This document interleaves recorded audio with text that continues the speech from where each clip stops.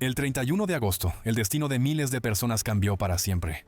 Nos hemos acostumbrado a ver la tragedia como cifras y no como el dolor ajeno, y eso puede tener consecuencias terribles para cada uno de nosotros. Todos los detalles a continuación en el resumen de los acontecimientos climáticos de la semana pasada. Europa. El huracán tropical Erin, que alcanzó la categoría 5 en el Atlántico, más tarde se transformó en uno de los ciclones extratropicales más poderosos de las últimas décadas.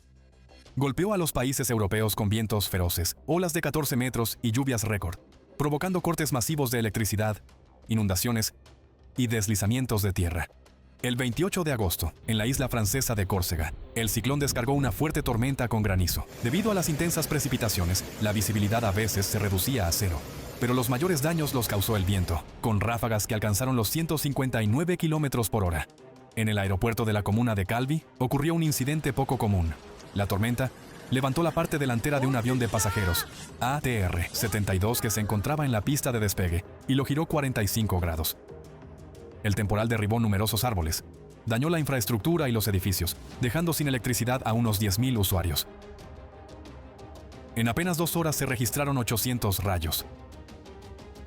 El 29 de agosto, en Francia se registraron 7 tornados, 4 de los cuales golpearon la región de Nueva Aquitania. 2 de ellos alcanzaron la intensidad EF1, causando daños considerables en edificios, árboles y cultivos. En Italia, la región de Lombardía resultó gravemente afectada. En la comuna de Busto Arsizio cayeron más de 100 milímetros de precipitaciones, lo que provocó inundaciones. Un tornado destruyó una planta solar con casi 12.500 paneles en la comuna de Berreto, provincia de Pavía, dejando a gran parte de la ciudad sin electricidad.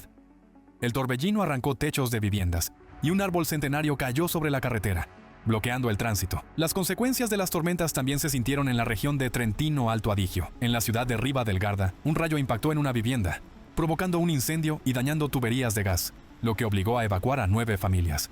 En la región de Piamonte, la tormenta trajo un granizo devastador. En la zona entre Ivrea y Pavone Canavese, bloques de hielo de 7 a 8 centímetros de diámetro dejaron decenas de coches abollados y con los vidrios rotos. Los tejados y marcos de ventanas sufrieron graves daños, y también se destruyeron numerosos paneles fotovoltaicos. Afortunadamente, no hubo heridos de gravedad, aunque los residentes quedaron conmocionados por la fuerza del temporal. El ciclón también afectó a otros países de Europa. Azotó Irlanda y el Reino Unido con ráfagas de viento, que en algunas zonas superaron los 160 kilómetros por hora. En los Alpes occidentales, el macizo central y el norte de España, en apenas 48 horas cayeron hasta 200 milímetros de precipitaciones, lo que provocó deslizamientos de tierra y desbordes de ríos. En los países bálticos y en Finlandia, los restos del ciclón Erin causaron prolongadas marejadas a lo largo del mar Báltico, elevando el nivel del agua entre 1 y 1,5 metros por encima de lo normal. En los Balcanes, Hungría y algunas zonas de Italia, la temperatura fue de 8 a 10 grados Celsius, superior a la media, lo que marcó un récord local de finales de verano. El ciclón llegó incluso a los países de Europa Central y Oriental. Se trata de un caso extremadamente inusual. Un antiguo huracán tropical, formado en el Atlántico Central, alcanzó Europa y, conservando su fuerza, se extendió sobre gran parte del continente. Tornados y torbellinos.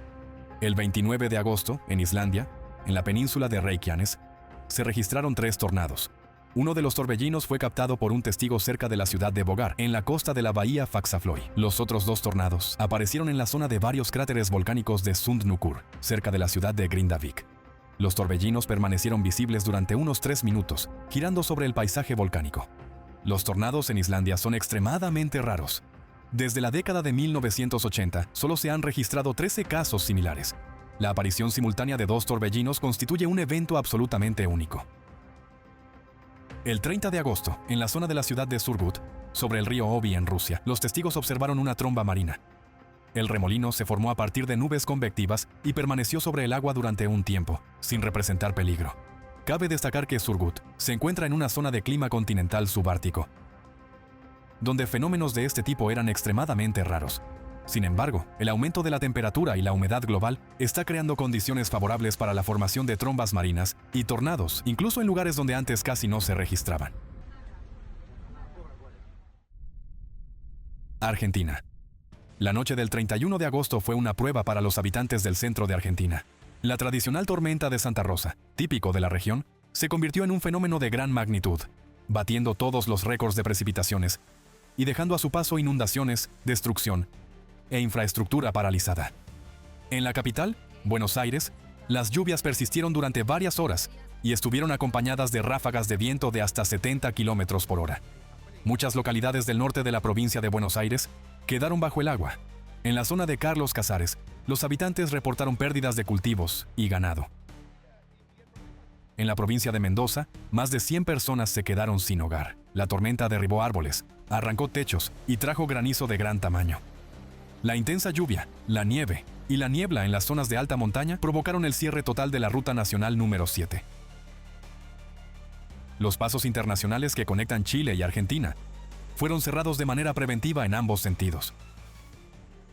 La ciudad de Cruz Alta, en la provincia de Córdoba, fue la más afectada por las inundaciones. En 24 horas cayeron 330 milímetros de precipitaciones. La ubicación baja de la ciudad provocó el desbordamiento de agua desde los territorios vecinos. La inundación destruyó viviendas y carreteras y causó erosión del suelo, amenazando la agricultura. Un fenómeno similar ocurrió en la ciudad de María Teresa, en la provincia de Santa Fe, que también se encuentra en una depresión geográfica. El sector agrícola del centro de Argentina enfrentó consecuencias catastróficas debido a las inundaciones. Miles de hectáreas quedaron anegadas y la maquinaria no pudo acceder a los campos, lo que provocó que tanto la siembra como la cosecha de cultivos clave como la soja, maíz, girasol y trigo se vieran gravemente afectadas. Afganistán. El 29 de agosto, la provincia afgana de Nangarhar fue golpeada por lluvias torrenciales que provocaron inundaciones repentinas.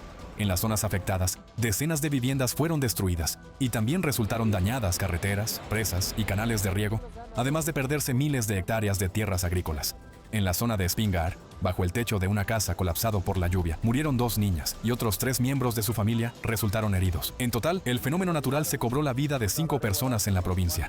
Tarde en la noche del 31 de agosto, las provincias orientales de Afganistán fueron sacudidas por un poderoso terremoto de magnitud 6. Su epicentro se ubicó aproximadamente a 27 kilómetros de la ciudad de Jalalabad, con un foco a tan solo 8 kilómetros de profundidad. En el país, más de 2.200 personas perdieron la vida y más de 3.300 resultaron heridas. En la vecina provincia de Nangarhar, el número de fallecidos ascendió a varias decenas y los heridos a cientos. En las siguientes 48 horas, se registraron al menos 10 réplicas de magnitud 4 o superior. 3 de ellas superaron la magnitud 5 y ocurrieron a poca profundidad, hasta 11 kilómetros. Según los residentes locales, estas réplicas derribaron casas que habían quedado parcialmente dañadas durante el sismo principal.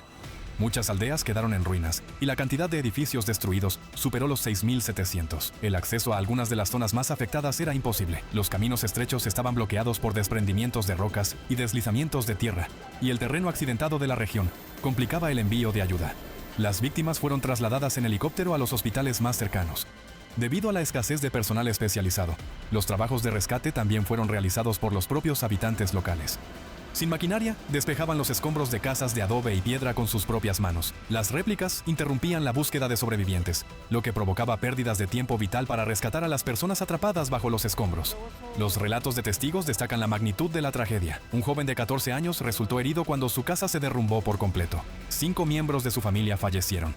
Solo logró salvar a su padre, cuya voz escuchó bajo los escombros. Este terremoto se convirtió en uno de los más destructivos en el país de las últimas décadas.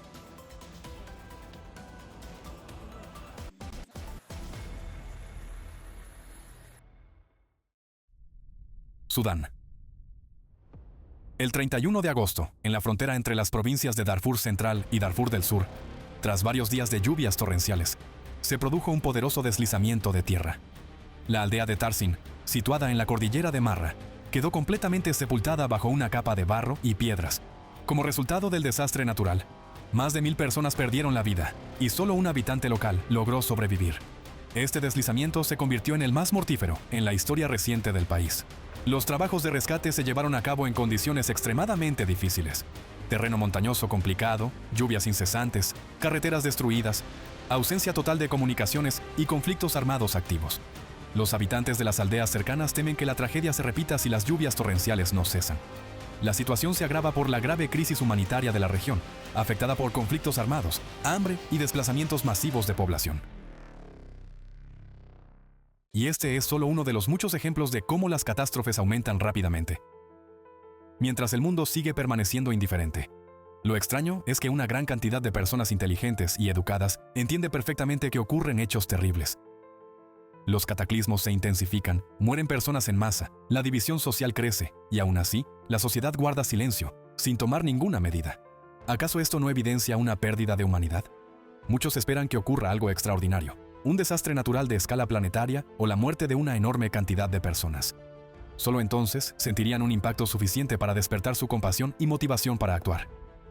Pero en realidad, no es así. Recuerden al joven de Afganistán que perdió a casi toda su familia. Cuando vemos la tragedia de una sola persona, surge la compasión. Pero cuando hablamos de miles de víctimas, se percibe simplemente como una estadística fría. La empatía se apaga y en su lugar aparece el miedo. ¿Y si muriera yo también? Así está estructurada la psique humana. Y cuanto más nos adentramos en la era de las catástrofes climáticas, despierta la pérdida masiva de vidas en las personas. La empatía se debilita gradualmente, mientras que el egoísmo y el miedo por la propia vida, por el contrario, se intensifican. Si no sentimos la necesidad de ayudar al otro, de responder ante la desgracia ajena, los demás reaccionarán de la misma manera. Al final, corremos el riesgo de encontrarnos en una sociedad donde cada uno vive únicamente para sí mismo, donde las personas están dispuestas a arrebatar lo último a los ancianos y a los niños, y donde la vida humana no vale nada. ¿Acaso alguno de nosotros quiere encontrarse algún día en una situación difícil o incluso crítica completamente solo, sin ayuda? En el planeta hay muchas personas que intentan vivir con conciencia y rectitud. Sin embargo, la mayoría permanece inactiva, conformándose con su pequeño mundo. Donde han construido buenas relaciones con sus seres queridos, han encontrado armonía con la naturaleza y hallado su propia paz. Pero mientras cada uno se encierre en su espacio cómodo, nuestro mundo común seguirá deslizándose hacia el abismo debido a nuestra indiferencia. Hoy, el problema climático ocupa el primer puesto. Mientras la gente no tome conciencia de su magnitud y del peligro real que representa, no podrá liberarse de las divisiones y conflictos artificialmente impuestos. Para cambiar la situación, es necesario visibilizar el problema en toda la sociedad. Y esto solo será posible cuando las personas mismas comiencen a hablar de ello. No hay que esperar cambios de pequeños grupos de individuos, ya sean políticos, líderes religiosos o referentes de opinión. El futuro depende de cada persona en la que aún permanezca la humanidad.